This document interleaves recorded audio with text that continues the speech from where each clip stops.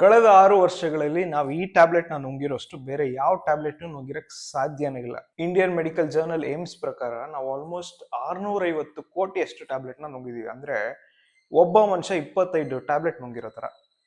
Hi, ನಾನು Deepak. 1973ರಲ್ಲಿ JC Surana ಎಂಬುವರು ಬೆಂಗಳೂರಲ್ಲಿ ಮೈಕ್ರೋ ಲ್ಯಾಬ್ ಲಿಮಿಟೆಡ್ ಅನ್ನೋ ಕಂಪನಿನ ಸ್ಟಾರ್ಟ್ ಮಾಡ್ತಾರೆ. ಸ್ಟಾರ್ಟ್ ಮಾಡಿದಂಥ ಸಮಯದಲ್ಲಿ ಇದೇನಪ್ಪ ಮೈಕ್ರೋ ಲ್ಯಾಬ್ ಲಿಮಿಟೆಡ್ ಕಂಪನಿ ಅಂತಂದ್ರೆ ಪ್ಯಾರಾಸಿಟಮಾಲ್ ಮ್ಯಾನುಫ್ಯಾಕ್ಚರಿಂಗ್ ಕಂಪನಿ. ಈ ಸ್ಟಾರ್ಟ್ ಮಾಡುವಂತ ಸಮಯದಲ್ಲಿ ಆಲ್ರೆಡಿ ಎರಡು ವೆಲ್ ನೋನ್ ಟ್ಯಾಬ್ಲೆಟ್ಸ್ ಆಲ್ರೆಡಿ ಇರುತ್ತೆ. ಯಾವ್ದು ಅಂದ್ರೆ ಕ್ರೋಸಿನ್ 500, ಇನ್ನೊಂದು ಕಾಲ್ಪಾಲ್ 500. ಕ್ರೋಸಿನ್ 500, ಕಾಲ್ಪಾಲ್ 500 ಆಲ್ರೆಡಿ ಮಾರ್ಕೆಟ್ ಅಲ್ಲಿ ತುಂಬಾನೇ ಚೆನ್ನಾಗಿ ವರ್ಕ್ ಆಗ್ತಾ ಇರುತ್ತೆ. ಇವ್ರು ಏನ್ ಮಾಡ್ತಾರೆ, ನಾವು ಒಂದು ಟ್ಯಾಬ್ಲೆಟ್ ಕ್ರಿಯೇಟ್ ಮಾಡೋಣ ಅಂದ್ಬಿಟ್ಟು ಕ್ರಿಯೇಟ್ ಮಾಡಿದಂತ ಟ್ಯಾಬ್ಲೆಟ್ ಹೆಸರು ಡೋಲೋಪರ್ 500. ಈ ಡೋಲೋಪರ್ 500 ಏನಪ್ಪಾ ಅಂದ್ರೆ ಇವ್ರು ಒಂದು ನಾರ್ಮಲ್ ಟ್ಯಾಬ್ಲೆಟ್ ತರಾನೇ ವರ್ಕ್ ಆಗ್ತಾ ಇರುತ್ತೆ.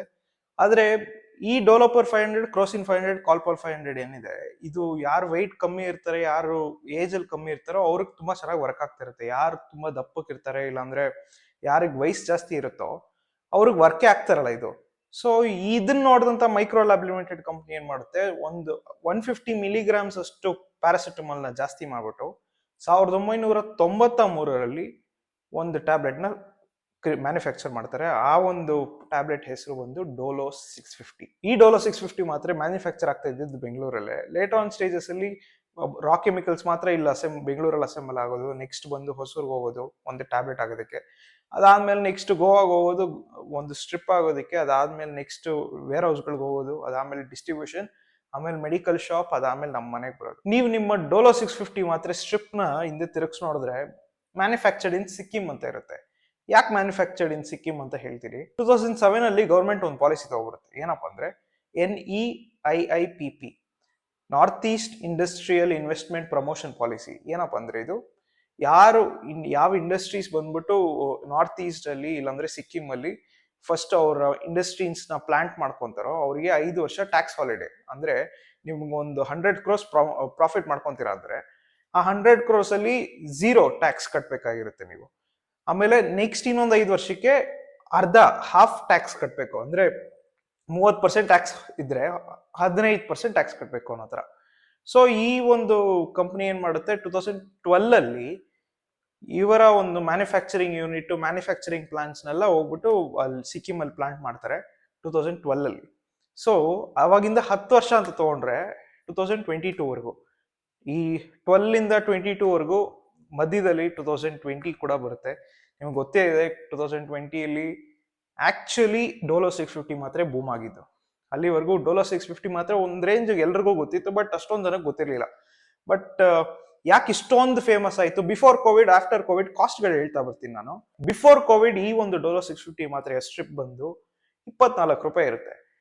ಆಫ್ಟರ್ ಕೋವಿಡ್ ಈ ಒಂದು ಮಾತ್ರೆಯ ಬೆಲೆ ಬಂದು 35 ರೂಪಾಯಿ ಇರುತ್ತೆ. ಅಂದ್ರೆ ಆಲ್ಮೋಸ್ಟ್ ಒಂದು 10-15 ರೂಪಾಯಿ ಜಾಸ್ತಿ ಆಗಿದೆ. ಈ ಒಂದು ಮಾತ್ರೆನ ಮ್ಯಾನುಫ್ಯಾಕ್ಚರ್ ಮಾಡೋದಕ್ಕೆ ಬೇಕಾಗಿರೋದು 50 ಪೈಸಾ ಅಷ್ಟೇ. ಬಟ್ ಇದ್ರ ಮೇಲೆ ಗೌರ್ಮೆಂಟ್ ಏನ್ ರೆಗ್ಯುಲೇಷನ್ಸ್ ತಗೊಳಲ್ವಾ? ಯಾಕೆಂದ್ರೆ ನಮಗೆ ಆಲ್ಮೋಸ್ಟ್ 35 ರೂಪಾಯಿಗೆ ಮಾರ್ತಿದಾರಲ್ಲ, ಒಂದು 10 ರೂಪಾಯಿ ಮ್ಯಾಕ್ಸಿಮಮ್ ಅಂದ್ರೆ 10 ರೂಪಾಯಿ ಆಗ್ಬೋದು ಇವ್ರಿಗೆ ಮ್ಯಾನುಫ್ಯಾಕ್ಚರ್ ಮಾಡೋದಕ್ಕೆ. ಬಟ್ ನಮಗೆಲ್ಲ 35 ರೂಪಾಯಿಗೆ ಮಾರ್ತಿದಾರಲ್ಲ ಅಂತ ಅನ್ಸ್ಬೋದು.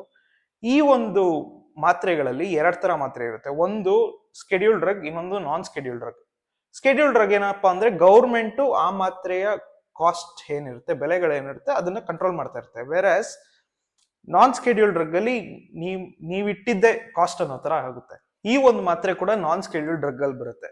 ಈ ಒಂದು ಡೋಲೋ 650 ಮಾತ್ರೆಯಿಂದ ಬಿಫೋರ್ ಕೋವಿಡ್ ಈ ಒಂದು ಕಂಪ್ನಿಗೆ ಪ್ರಾಫಿಟ್ ಆಗ್ತಾ ಇದ್ದಿದ್ದು ಬಂದ್ಬಿಟ್ಟು 7 ಕೋಟಿ ಪರ್ ಇಯರ್. ಬಟ್ ಇವಾಗ ಆಗ್ತಾ ಇರೋದು ಬಂದು 290% ಜಾಸ್ತಿ ಮಾಡ್ಕೊಳ್ಳಿ, ಅಂದ್ರೆ ಆಲ್ಮೋಸ್ಟ್ 2-2.5 ಸಾವಿರ ಕೋಟಿ ಅಷ್ಟು ಲಾಭ ಮಾಡ್ತಿದ್ದಾರೆ.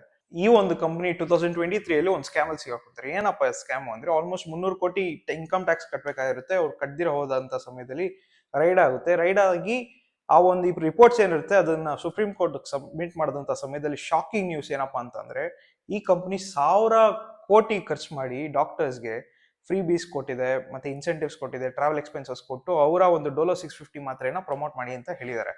ಮತ್ತೆ ಆಲ್ಮೋಸ್ಟ್ ಒಂದು 9 ಸ್ಟೇಟ್ಸ್ ಅಲ್ಲಿ ರೈಡ್ ಆಗಿ ಅದಾದ್ಮೇಲೆ ಥರ್ಡ್ ಪಾರ್ಟಿ ಮ್ಯಾನುಫ್ಯಾಕ್ಚರರ್ಸ್ ಯಾರ್ಯಾರು ಇದಾರೋ ಅವ್ರ ಮೇಲೆಲ್ಲ ರೈಡ್ ಆದಂತ ಸಮಯದಲ್ಲಿ ಅನ್ಅಮೌಂಟೆಡ್ 1.4 crores ಅಷ್ಟು ಕ್ಯಾಶ್ 1.9 crores ಅಷ್ಟು ಜ್ಯುವೆಲ್ರಿ ಸಿಕ್ಕಿದೆ. ಡೋಲೋ 650 ಮಾತ್ರೆ ತುಂಬಾ ಒಳ್ಳೆ ಮಾತ್ರೆ, ತುಂಬಾ ಚೆನ್ನಾಗಿ ವರ್ಕ್ ಆಗುತ್ತೆ ಕೂಡ. ನಿಮ್ಗೆ ಅನ್ಸುತ್ತಾ ಗೌರ್ಮೆಂಟ್ ಇವ್ರ ಮೇಲೆಲ್ಲ ಆಕ್ಷನ್ ತಗೋಬೇಕು, ಸೊ ದಟ್ ಈ ಮ್ಯಾನುಫ್ಯಾಕ್ಚರರ್ಸ್ ಯಾರ್ಯಾರು ಇದ್ದಾರೋ ಅವರೆಲ್ಲ ಡಾಕ್ಟರ್ಸ್ಗೆ ಫ್ರೀ ಬೀಸ್ ಕೊಟ್ಬಿಟ್ಟು ಇನ್ಸೆಂಟಿವ್ಸ್ ಕೊಟ್ಬಿಟ್ಟು ಮ್ಯಾನಿಪುಲೇಟ್ ಮಾಡ್ತೀರಾ ಇರಬೇಕು ಅಂತ ಅನ್ಸ್ದಲ್ಲಿ ಕಮೆಂಟ್ ಮಾಡಿ.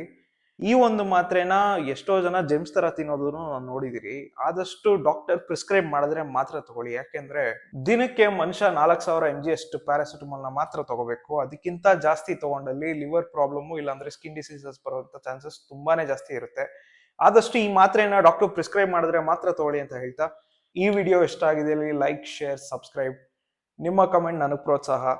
ನೆಕ್ಸ್ಟ್ ಯಾವ ಟಾಪಿಕ್ ಮೇಲೆ ಮಾತಾಡಬೇಕು ಅದ್ರ ಬಗ್ಗೆ ಕಮೆಂಟ್ ಮಾಡಿ, ಪಕ್ಕಾ ಮಾತಾಡ್ತೀನಿ ಅಂತ ಹೇಳ್ತಾ, thank you so much. Signing off Deepak.